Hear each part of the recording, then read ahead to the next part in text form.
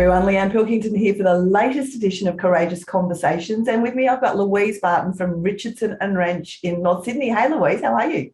Hi, Leanne. Thank you for having me on. Absolute pleasure. I hear you're just back from the UK. I am, yeah, I arrived back on Friday. I was away for 3.5 weeks and it was the most amazing trip. Oh, really? Yeah. Oh, I'm so jealous. COVID, I know, honestly, it's been years. So COVID stopped the trips back home. So it was fantastic. Lots of time with friends and family. So Yeah. it was lovely. Oh, that's really nice. Well done. So you were actually, how long have you lived in Australia? So it'll be 5 years in July. Okay. And you were a successful real estate agent in Scotland Yes. and came to Australia thinking you'd be able to fall into your dream job, but it wasn't quite that easy, was it? No, it definitely wasn't. Like I said, I think I was very naive when I booked my ticket to Sydney. I'd never been to Sydney before, but I wanted to give it a crack, and I came over with one suitcase. Hold on a minute. You've never been to Sydney before, but No, you decided to move over here. So was it always going to be a permanent move, or it was just a bit of a wait and see? it was more of a wait and see. Yeah, like I said, I didn't actually even have it was brought up actually when I was back in Scotland before. The girls said we didn't even throw you a going away party. We didn't really celebrate the fact you were moving to Sydney, because I honestly thought, well, I could be back in 2 weeks' time. Let's just see how we go. And then 5 years later, here I am, a permanent resident and roots definitely set in Sydney. So Wow. Wow. Oh gosh, there's so many questions I've got for you, but let's just stick to the real estate piece first. Based on my own Lang& Simmons people, the business owners are always telling me that they're looking for good agents, they're looking for experienced agents. So I would have assumed it would be relatively easy for you to find something in Sydney, but that isn't the way it happened, right? it's definitely not the way it happened. So look, when I first came over, I was on a working holiday visa. A working holiday visa comes with a lot of restrictions. The major restriction being that you can only stay with a certain employer for a 6-month period.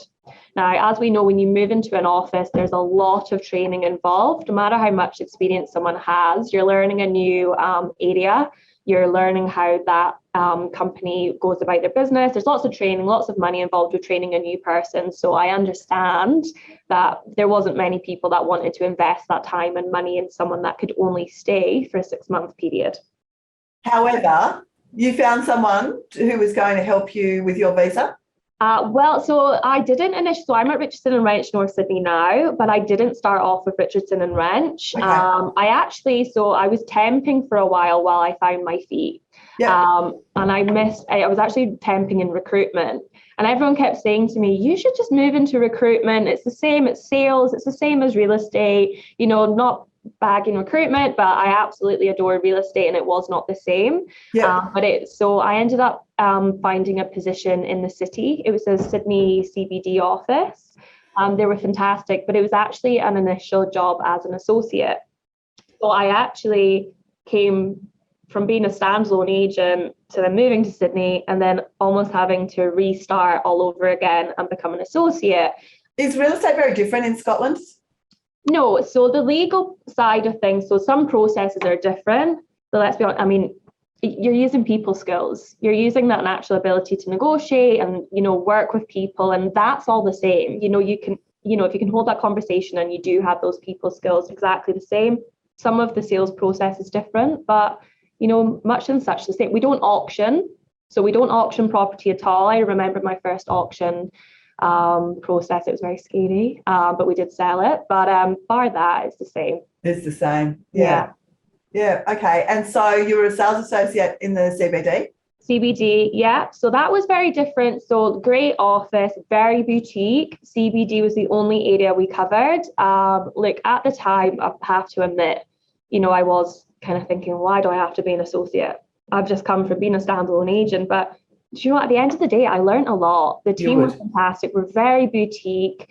I love the CBD, but what I started to find was that it's quite transactional, the city. I was used to dealing with so many walks of life, downsizers, upsizers, helping with first-time buyers, and very much investor heavy. I was fortunate enough to have the opportunity to go for my permanent residency just for personal factors. So I went for my permanent residency. It just all aligned that it was probably time to move on. There wasn't much room for growth where I was. It was very boutique. So I left on very good terms. And I actually left and decided to temp while I really took my time. I think I spent around 8 to 9 months meeting with so many different agencies. And for the first... talk to me about that. So were you basically like interviewing the agencies to find where you wanted to be? It was really strange because it almost turned on its head. I was suddenly I was on a bridging visa for my permanent residency, but I finally had a little bit of power back on my side that I didn't have this restriction around how long I could stay at an agency. I could actually, I could sell myself more. Like I always trusted in my ability, but it was hard to sell someone that can only stay somewhere for 6 months. So I was in a completely different position, and I made sure that I really took my time. I just, like I said, I decided to temp just so I could be, honest, and just, if I had an interview that afternoon, I could take the time off to go and interview. And I met with I don't think I actually met with Lane & Simmons, but I met with lots of different agencies. And so what were you looking for? What kind of questions did you ask, and what were you really looking for?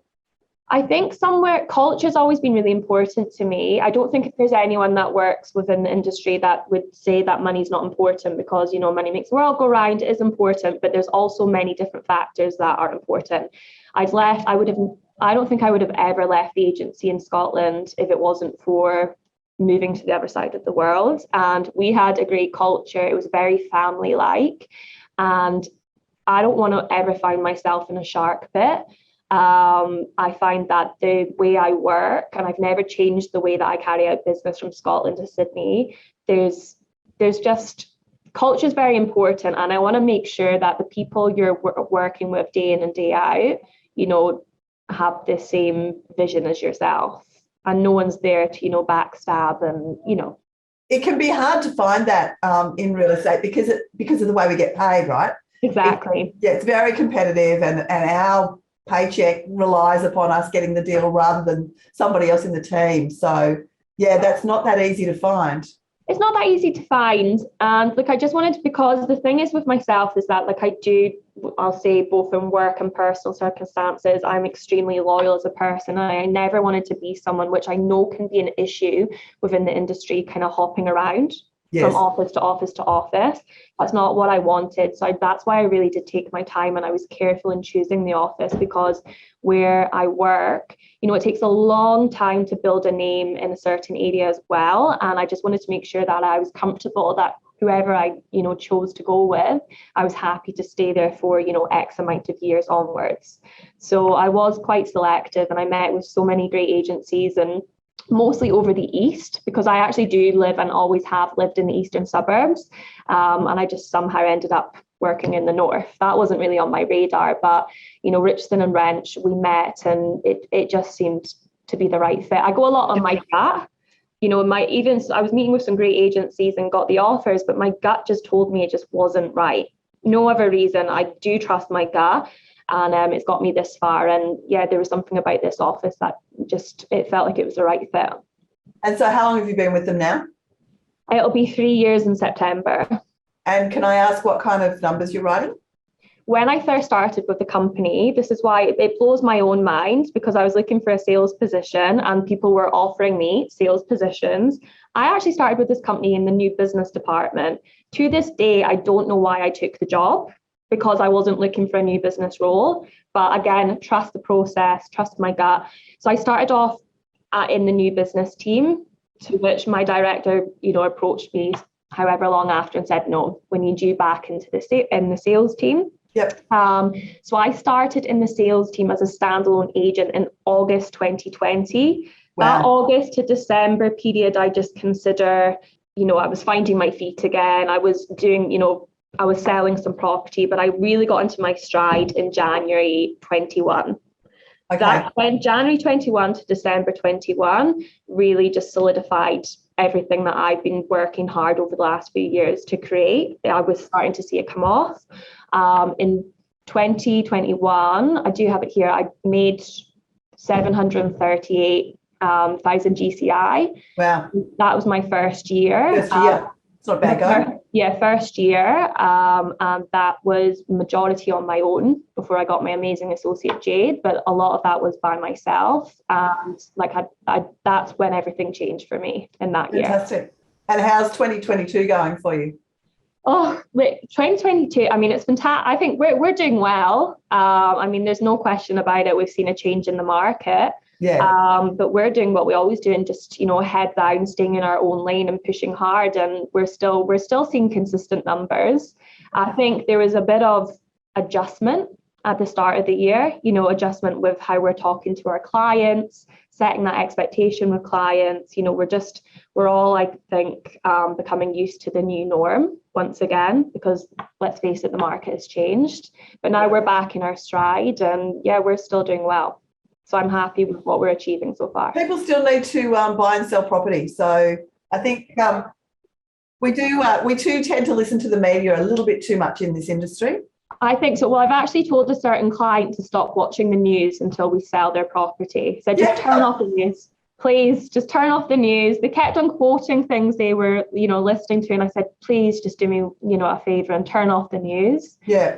Because their job is to create this pandemonium, around wherever they're totally. doing. And yeah, there's no two ways about it. The market's pulled back, but properties are still selling. It's just all about how we approach the campaigns. And I think that's what good agents, you can move with the ever-changing market. It's not, anyone can sell in a boom market, and it's, that makes our job easy. But what I've said to my team is that when we're in a market like this is where you actually really learn your skill set. This is what carves out a good agent. Learning to have those difficult conversations and, making sure that, that you're still providing that same client experience, although we are in a different market and properties aren't just flying off the shelves. But yeah, look, we're doing well. I'm happy with what we're doing so far.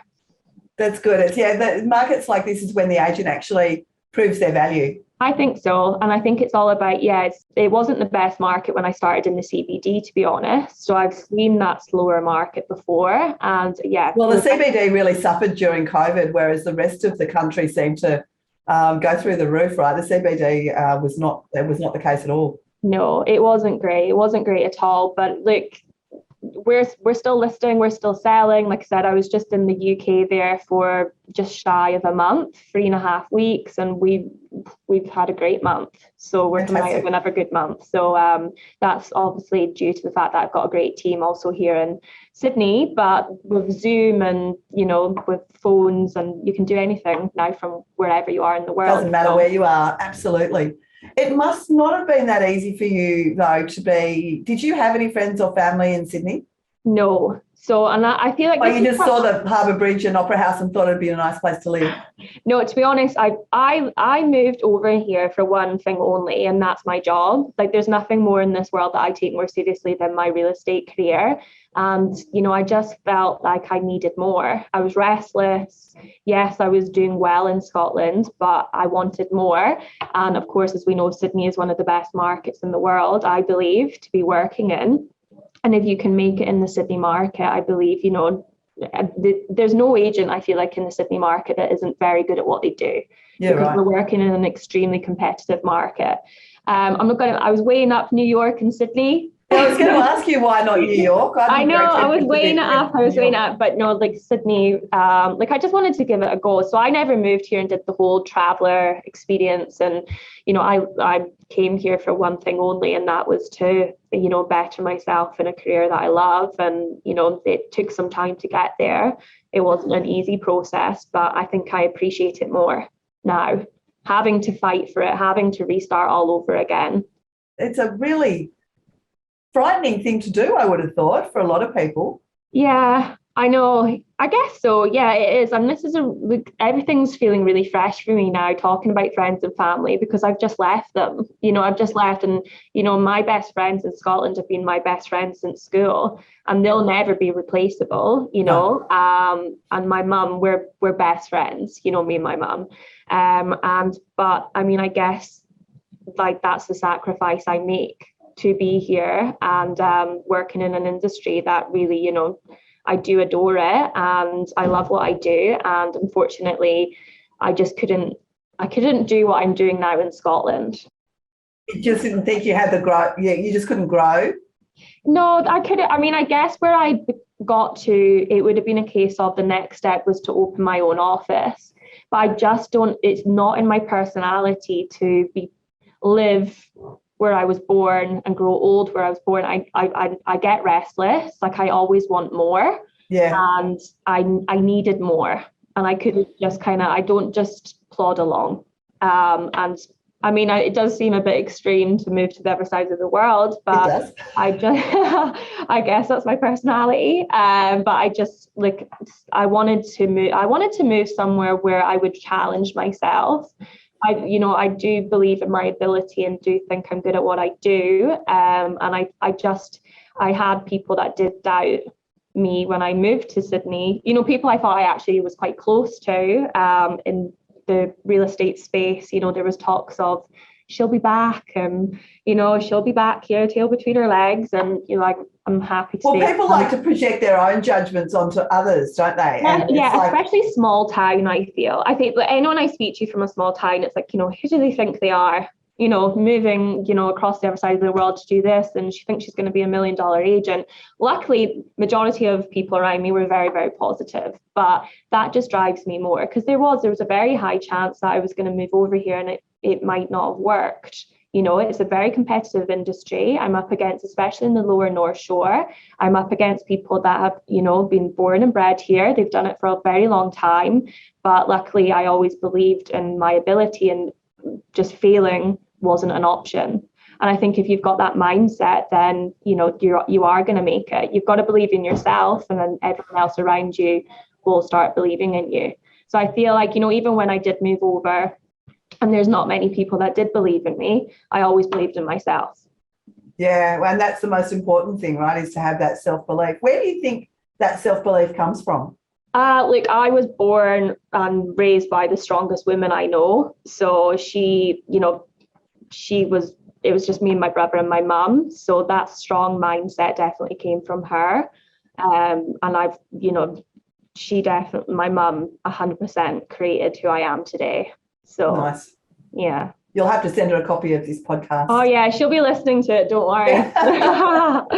She'll definitely. And so, what does the future hold? What you know, you're obviously very ambitious. What does the future hold for you?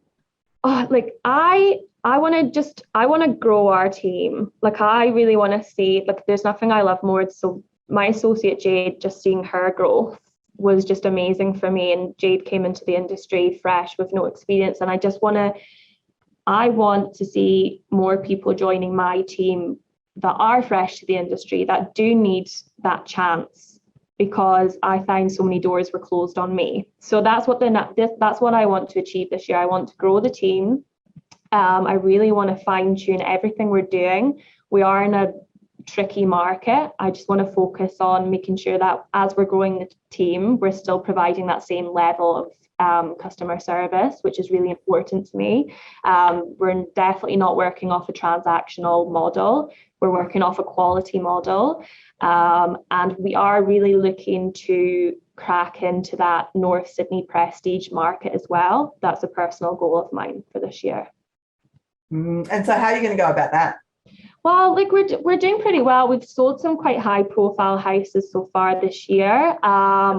It's not we work in North Sydney. There's very much an apartment driven market, which, you know, happy to remain, you know, in the apartment space. However, when we're looking at the prestige side of things, there's some clients that I've been trying to get on board for a while, and it's just all about it's just that level of care that I believe is expected in the prestige side of things. And we, like I said, we have sold some great properties so far, and it's all about leveraging off that sale. You know, once we get the one down, we're very good at breeding business from business. Yeah.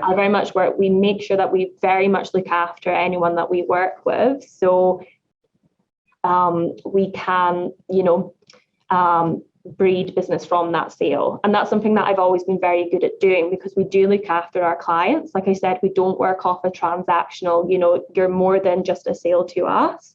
So with that word of mouth, we find that we do tend to, most listings that we sell, we tend to get another listing off that listing. Nice. So far, I mean, touch wood, but we're very good at that. So with the listings that we've already sold more in that prestige space, we're working very hard to then create a pipeline off of that. Yep.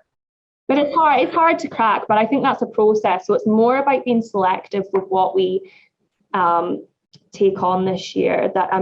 I work with Tom Panos, and he always says, list what sells, which, I mean, it's very good. Yes, list what sells. But the market is tight out there, but we are trying to just be select. Any choice that I make this year, I'm trying to make a choice that will benefit the business, the team. So I guess it's more about being selective with what we're listing, making sure that, we are working with a motivated vendor, that they do want to see the property sold, and that there is a market there for the property as well.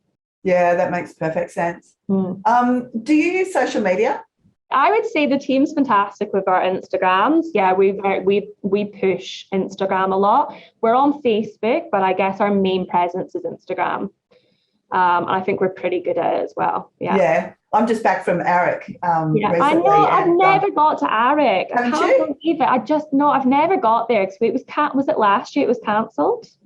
Or because it was on last year. No, but on last year. Yeah, it was on last year. No, I've never been able to go. So I think the year before it was cancelled. Something was on last year. Talk to Tommy Panos. Get him to get you on stage. I know. I'm going to have to speak to Tom. Absolutely. He's the man. He is the man. He can make that happen. He can. But there was one of the guys on stage that was spending $1 million on social media. Wow. Half of it was funded, and half of it was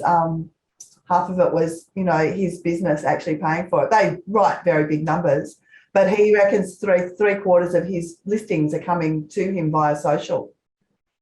What would you do? You have any idea of what sort of percentage you'd be getting? So to be honest, it's more about our brand and brand awareness. I think our social media is very good for brand awareness. Like, yes. I had someone talk to a member of my team and said, Team Barton it's very, I can't remember the wording she said now. She said, it's very basically cool. And I can't remember what she said, but it was a really nice compliment. But actually, in terms of being called and coming to listing presentation, it's only happened once. So I had someone call me once and say, oh, someone actually showed me your social media. Can you come in and appraise our property? Yeah, okay. Yeah, but what I do think we're good at is the brand, creating the brand and that brand awareness on social media. And what I do tend to find is when we list a property, that's when the client follows me. I've got a lot of my current clients on my social media. Yeah, I know there's people out there that you can work with that actually tend to push you out more and is very good at creating the listings. But as it stands at the moment, we're more working off the, your prospecting. Yeah, and I do think that social media is a great brand support, though. Oh, definitely. I can't remember what that lady said now, but it was a great compliment. And yeah. I know that we are very good at getting the brand out there and brand awareness. But yeah, in terms of actually getting listings from it, nothing as yet. Not so much yet. I'm sure that will change over time, though. Well, thank you so much for taking the time to talk to me. I really appreciate it. It's lovely to have a chat and get to hear more about your story. And I have no doubt that you will continue to go from strength to strength. But as long as you decide to stay in Sydney. Oh, no, I'm in the middle of going for my citizenship, so I'm not going anywhere. You're not going anywhere. You are here to stay. Well, that's I'm here to stay. Fantastic. So yeah, thank you so much. It's really been lovely chatting. Thank you.